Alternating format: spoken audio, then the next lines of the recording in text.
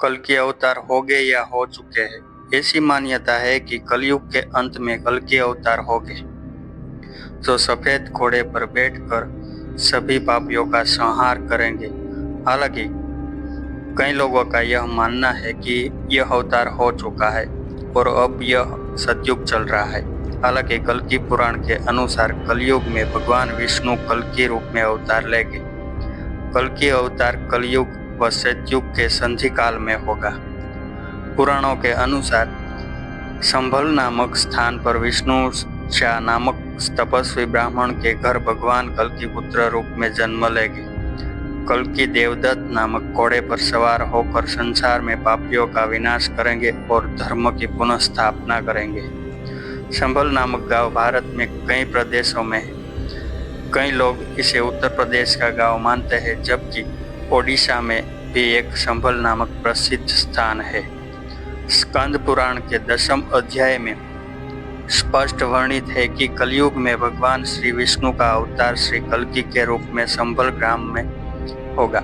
अग्नि पुराण के 16वें अध्याय में कल्कि अवतार का चित्रण तीर कमान धारण किए हुए एक घुड़सवार के रूप में किया है और वे भविष्य में होगी। कल्कि पुराण के अनुसार वह हाथ में चमचमाती हुई तलवार लिए सफेद घोड़े पर सवार होकर युद्ध और विजय के लिए निकलेगा तथा मलेच्छों को पराजित करके सनातन राज्य की स्थापना करेगा। कल्कि अवतार इसके विपरीत कुछ अन्य पुराणों और बौद्ध काल के कवियों के कविता और गद्य में ऐसा उल्लेख व गुणगान मिलता है कि कल्कि अवतार हो चुका है। वायु पुराण अध्याय 98 के अनुसार कल्कि अवतार कलयुग के सर्वोच्च कर्ष पर जन्म ले चुका है। इसमें विष्णु की प्रशंसा करते हुए दत्तात्रेय व्यास कल्कि विष्णु के अवतार कहे गए हैं, किंतु बुद्ध का उल्लेख नहीं हुआ है। इसका मतलब यह है कि इस काल में या तो बुद्ध को अवतारी होने की मान्यता नहीं मिली थी या फिर बौद्ध के पूर्व कल्कि अवतार हुआ होगा।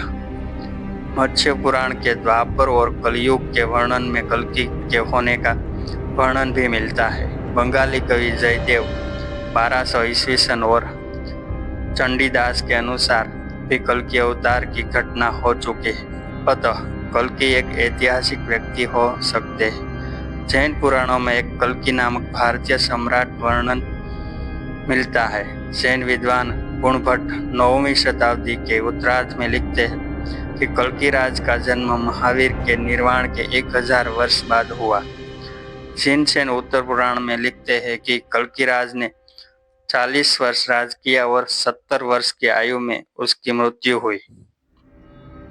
कल्कि राज अजितांच्य का पिता था। वह बहुत हिंसक और क्रूर शासक था जिसने दुनिया का दमन किया। प्राचीन जैन ग्रंथों के अनुसार कल्कि एक ऐतिहासिक सम्राट था जिसका शासनकाल महावीर की मृत्यु के 1000 साल बाद हुआ। यानी कि महावीर स्वामी का जन्म यदि प्राचीन काल निर्धारण अनुसार माने तो 1797 विक्रम संवत पूर्व अर्थात महावीर के 1000 वर्ष बाद यानी 797 विक्रम संवत पूर्व कल्कि हुए थे, अर्थात 739 ईसा पूर्व। अब यदि हम अंग्रेजों द्वारा लिखे इतिहास का काल निर्धारण माने तो महावीर स्वामी का जन्म 599 ईसा पूर्व हुआ था। इसका मतलब महावीर के 1000 वर्ष बाद कल्कि हुए थे, यानी कि तब भारत में गुप्त वंश का काल था। मौर्य और गुप्त को भारत का स्वर्ण काल माना जाता है। गुप्त काल के बाद ही भारत में बौद्ध और जैन धर्म का पतन होना शुरू हो गया। आधे भारत पर राज्य करने वाले बौद्ध और जैनों का शासन आखिर हर्षवर्धन के काल तक समाप्त होकर शून्य हो गया। तब क्या हम यह माने कि गुप्त वंश के पतन के बाद ही कल्कि का अवतार हुआ, जिसने शक कुषाण आदि को ही नहीं मार भगाया बल्कि जिसने बौद्ध और जैनों को प्रभुत्व को भी समाप्त कर दिया?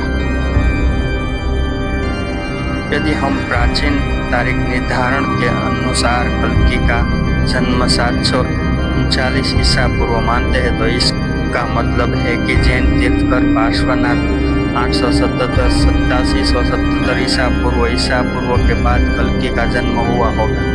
पार्श्वनाथ के काल में जैन धर्म का अपने चरमोच्च पर था, और यदि गुप्त काल के बाद कल्कि का होना माने तो गुप्त के बाद उन्होंने भारत पर कब्जा कर लिया था। जैन ग्रंथों में वर्णित कल्कि का समय और कार्य हुण सम्राट मिहिर कुमार के साथ समानता रखता है। अतः कल्किराज और मिहिर कुल 502-542 ईस्वी सनी के होने की संभावना को कई लोग इनकार नहीं करते। इतिहासकार के बी पाठक ने सम्राट मिहिर कुल हुण की पहचान कल्कि के रूप में की। वे कहते हैं कि मिहिर कुल का दूसरा नाम कल्किराज था। जैन ग्रंथों ने कल्किराज के उत्तराधिकारी का नाम अजितांच्य बताया था। मिहिर कुल होने के उत्तराधिकारी का नाम भी अजितांच्य था। कुछ विद्वानों के अनुसार मिहिर कुल को कल्कि मानना इसलिए ठीक नहीं होगा क्योंकि हुण तो विदेशी आक्रांता थे। निष्कर्ष, अतः यह कहना अभी भी सही नहीं होगा कि कल्कि अवतार हो चुका है या नहीं हुआ है।